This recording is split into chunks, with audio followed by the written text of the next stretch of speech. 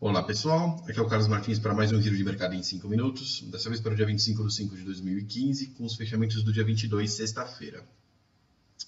Normalmente na sexta-feira o índice faz o oposto da semana toda, né? Então na sexta-feira, se na semana toda caiu, ele vai lá e sobe. Não foi o que aconteceu nessa sexta-feira, ele caiu 1,3%, mais uma queda, ele se salvou por pouco aí na quinta-feira, mas o resto da semana toda em queda aqui, caindo 5% na semana, perdendo 3 mil pontos aí o índice na semana também. Se enterrou nessa área densa aqui de trás, né? Essa área densa é de um triângulo que já foi atingido, a projeção dele de alta já foi atingida, né? Ele começou aqui atrás e bateu aqui na projeção de alta, e ele segurou, na verdade, na borda aqui da área densa na quinta-feira, mas do jeito que ele entrou aqui hoje, ele só parou nos 54 mil, redondinho, né? 54.037 foi a mínima do dia. Tem uma linha aqui apoiada realmente nesse patamar. Para a semana que vem, os 54 mil é que vai ser o nosso suporte, né, de trabalho. Se ele perder os 54 mil, da mesma forma ele perde essa área densa aqui e aí está apontado para outra linha que está na casa dos 52.200 pontos. Essa outra linha inclinada aqui do Fibonacci Fan. Se não, se ele conseguisse segurar acima dos 54 mil, ele pode tentar, né, fazer algum retorno aí para cima, até porque nessa região que a gente está agora, não tem mais projeção de nada. A projeção era chegar nos 54.570, ele já chegou, tá? Então a projeção já acabou. Esse triângulo mesmo da área densa que a gente está vendo aqui, é um triângulo que ficou para trás aí desde o final de abril. Então tem que esperar aí para ver o que o Ibovespa vai montar de figura nova para a gente analisar. Vamos falar agora do Ibovespa Futuro Mini, né? O Mini que tinha, pela figura de ontem, tinha dado a impressão de que ele ia voltar a tocar aqui nos 56.500 pontos.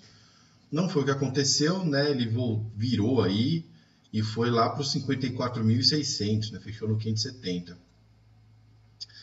Com esse fechamento aqui, vamos dar uma olhadinha nas linhas aqui, 54.400 é essa linha vermelha que está logo abaixo aqui. Com esse fechamento, ele está em linha com o Ibovespa à vista, tá? Ele está segurando aqui agora nessa linha dos 54.400 pontos. Se perder, ele abre projeção aqui para os 52.300, né? Lá para baixo. Então semana que vem a gente vai ter uma ideia se ele monta alguma figura nova de projeção de preço e para onde que ele está apontado o preço. Mas aquela projeção que a gente tinha até o começo da semana de voltar a bater nos 60 mil pontos, como já fiz um dia, isso daí por enquanto foi para a gaveta, não tem nenhum alinhamento de preço nesse sentido agora. E olha quem está fazendo o movimento contrário aqui, né? O dólar, que estava com suporte tão grande lá nos R$3, deu mais uma alta forte aí, foi para 3,10, tá? E ele passou para cima, isso aqui é uma área densa, ó, esse verdinho pontilhado aqui. Ele passa para cima da área densa e entra na área intraprojeção desse triângulo aqui. A área intraprojeção quer dizer que ele pode ficar de lado aqui nessa região entre 3 e 3,10 por bastante tempo agora. Ele saiu da figura, né? Ele está fora da figura.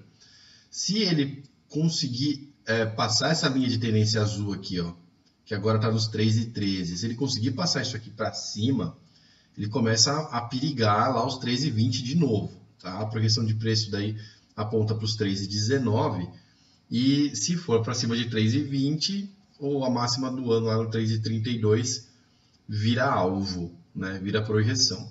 Mas por enquanto ele não fez nada disso, ele ainda está se segurando aí na casa dos 3,10. Ainda tem realmente a linha dos 3,13 aqui para ele perder. Ele não perdeu essa linha, tá abaixo, então vamos ter que aguardar as cenas dos próximos capítulos, assim como foi com o Ibovespa. Vamos falar dos papéis então.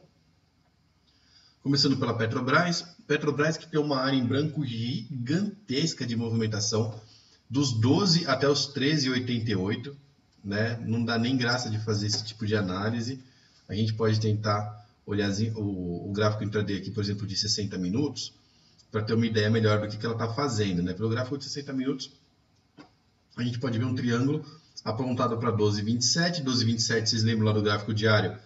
Era o suporte pela linha de tendência. Não sei se vai dar para pegar aquela linha de tendência daqui. Vamos tentar? Não, não dá. A linha de tendência vem muito mais lá de trás.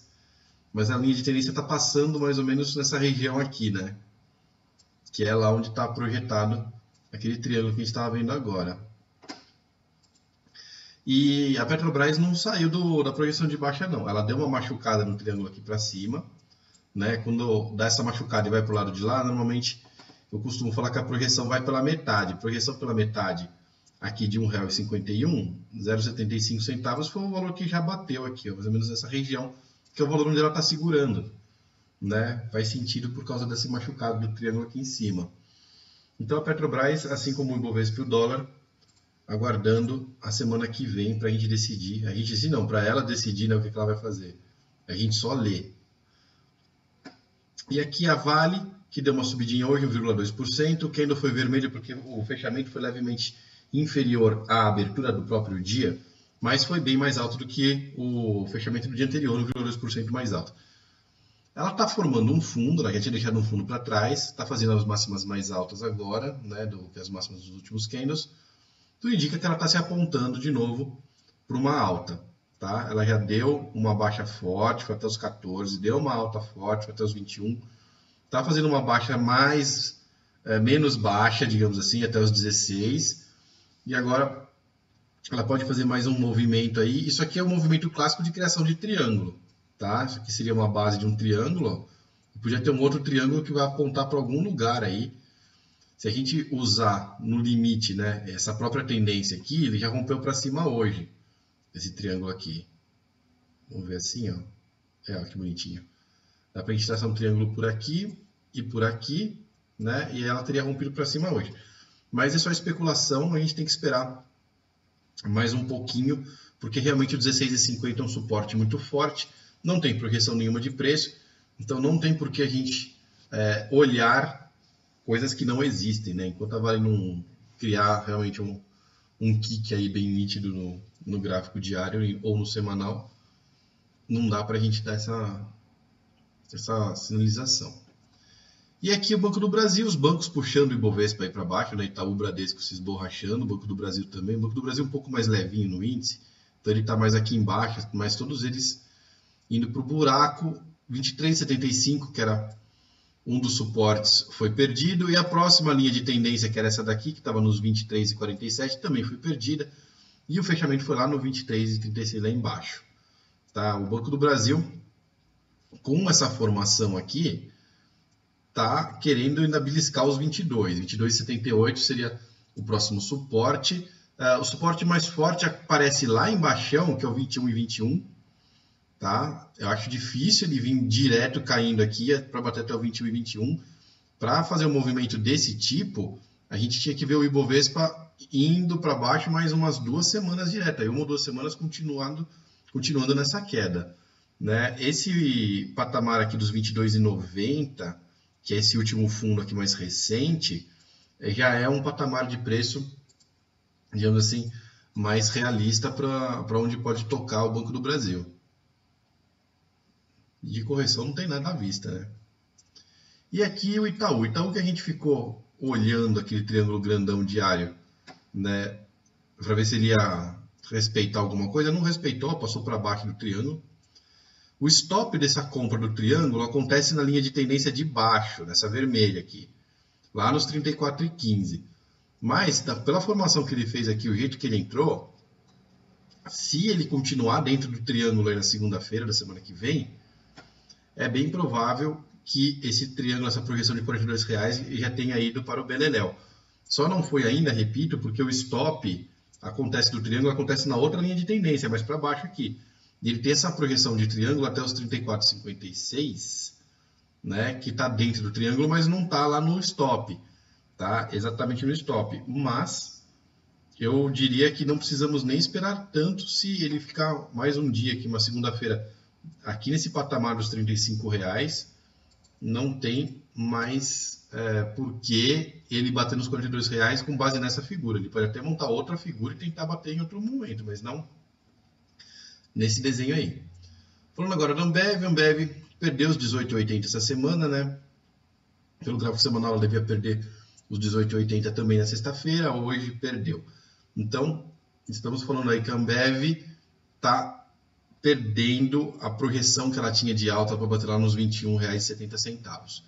Por enquanto ela não tem projeção, tá? O fato de ela ter perdido a projeção de alta não a coloca em projeção de baixa, ela fica simplesmente sem projeção e mais uma que entrou no limbo para esperar os cenas dos próximos capítulos.